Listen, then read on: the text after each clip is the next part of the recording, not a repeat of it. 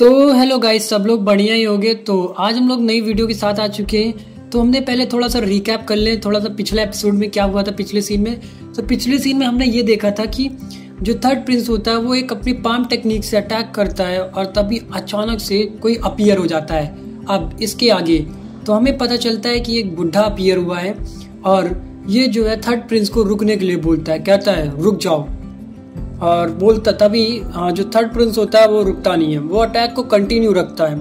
लेकिन जो हमारा ओल्ड यांग होता है वो बोलता है, मतलब वो अपने फिर अटैक करता है उसके पाम टेक्निक पे और उसके पाम टेक्निक को डिस्ट्रॉय कर देता है यांग के, थर्ड प्रिंस के। अब बोलता है कि तुम बहुत जिद्दी हो थर्ड प्रिंस, तुम्हें लगता है थोड़ा सा सबक सिखाना पड़ेगा। तभी वो अपने प्रेशर से डाउन कर देता है थर्ड प्रिंस को नीचे ज़मीन पे।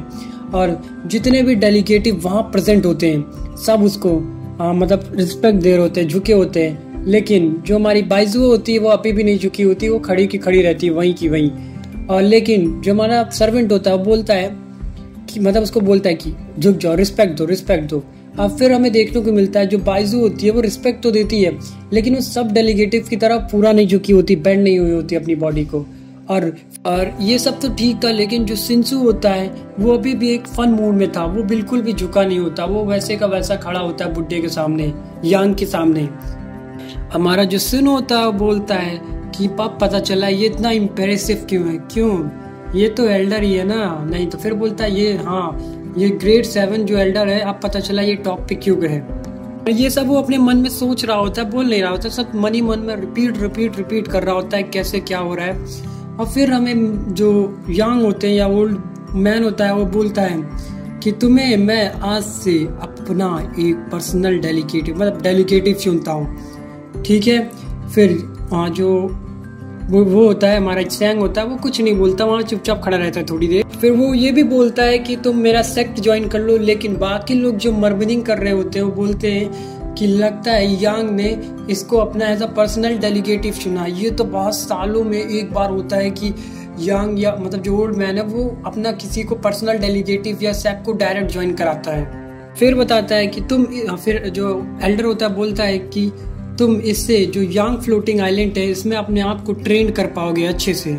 और भाई जब वो बोलते हैं तो किसी को बिलीव ही नहीं हो रहा था कि ये सब भी हो जाएगा। तो ये सब देखने में के बाद जो है हमारा थर्ड प्रिंस होता है बहुत ही ज्यादा गुस्सा होता है। फिर क्या जो एल्डर होते हैं वो सिंसू को अपने पास बुलाते हैं और वो अपनी पावर से ही सिंसू को अपने पास खींच लेते हैं। फिर हमें एक अगला सीन दिखाया जाता है जहाँ पे जो एल्डर होते हैं वो अपनी मतलब जो उनका वो कैबिन या जो उनका टेम्पल होता है जिसपे वो वहाँ पे बैठे होते हैं और सिंसू जो है उनको एक ग्रेटिट्यूड और अपना इंट्रोडक्शन दे रहा होता है उनको।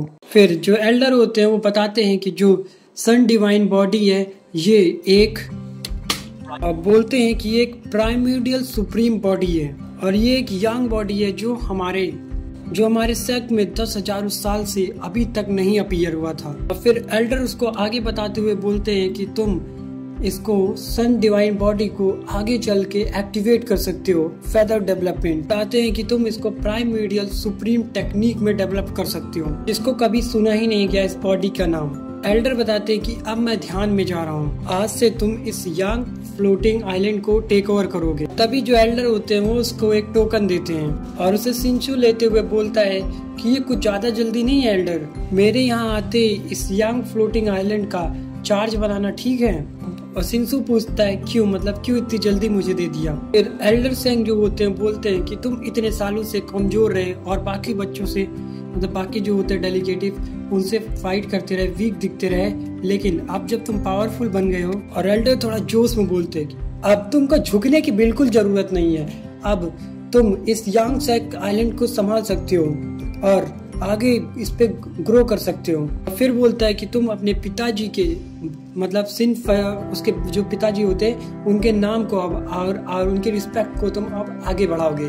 और तभी जो सिंसू होता है वो भी थोड़ा सा मोटिवेट हो जाता है, बोलता है थैंक यू, मतलब ग्रेटिट्यूड करते हुए बोलता है थैंक यू बोलता है। और हमें फिर सीन दिखाया जाता है, फिर क्या हमें वही पुराना एक डिवाइन सन दिखाया जाता है। अब जो ओल्ड मन सिल्ला होता है वो पूरी बात जो है डिवाइन सन को बता रहा होता है कि कैसे क्या हुआ, कैसे थर्ड प्रिंस हार गया, कैसे वो पर्सनल डेलीगेटिव चुना गया और उसके पास कैसे सन वाली बॉडी आ गई।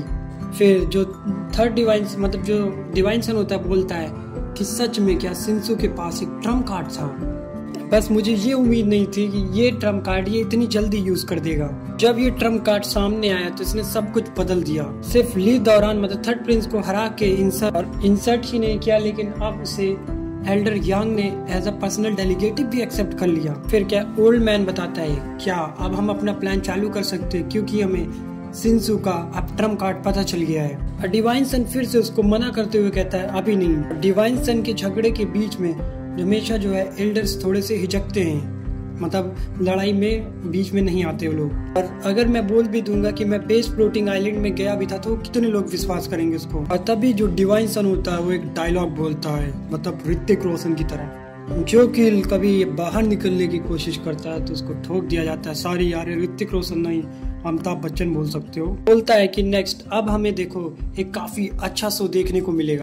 उसका इतने कहते ही सारा सीन खत्म होता है और ये एपिसोड यहीं पे एंड होता है। तो गाइज मेरे चैनल को लाइक एंड सब्सक्राइब कर दो। मैंने बहुत अच्छी वीडियो बनाई हो तो आप प्लीज कमेंट भी कर देना।